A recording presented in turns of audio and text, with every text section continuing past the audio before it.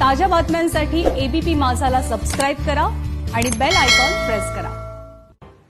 आणि केंद्रीय अर्थमंत्री निर्मला सीतारामन आज दुपारी 12:30 वाजता पत्रकार परिषद घेणार आहेत। त्यामुळे दिवाळीच्या तोंडावरती कोणती मोठी घोषणा होणार याकडे अर्थात देशाच्या जनतेचं लक्ष लागून राहिलंय। अर्थव्यवस्थेसाठी काही चांगली बातमी असेल का याचीही उत्सुकता असेल।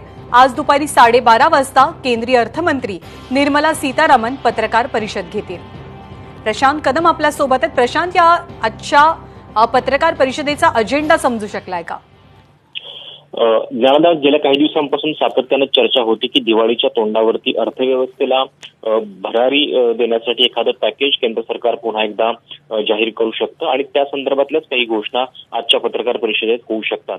कालच जी केंद्रीय कॅबिनेटची बैठक झालेली होती त्याच्यामध्ये एक महत्त्वाचा निर्णय घेण्यात आलेला होता। उत्पादन क्षेत्र जे आहे त्या उत्पादन क्षेत्रामध्ये सरकारनं एक प्रकारे बोनस स्कीम जी आहे ती जाहीर केलेली आहे। जितकं जास्त उत्पादन तितकं जास्त इन्सेंटिव्ह उद्योगांना मिळणार आहेत आणि त्याच्या पाठोपाठ आता ही पत्रकार परिषद ज्याच्यामध्ये असं सांगितलं जाते की हॉटेल, टुरिझम, त्याच्यानंतर जे हवाई वाहतुकीचं क्षेत्र आहे त्यांना इमर्जन्सी क्रेडिटची सुविधा जी आहे ती याच्यामध्ये देण्याचा सरकारचा विचार आहे, ज्याच्या माध्यमातून अधिकाधिक रोजगार उपलब्ध व्हावेत आणि ते वेगानं उपलब्ध व्हावेत याच्यासाठी सरकार हा प्रयत्न करणार आहे। त्याच्याशिवाय इतर काही घोषणा होत आहेत का अर्थव्यवस्थेच्या संदर्भात याकडे सुद्धा लक्ष असेल।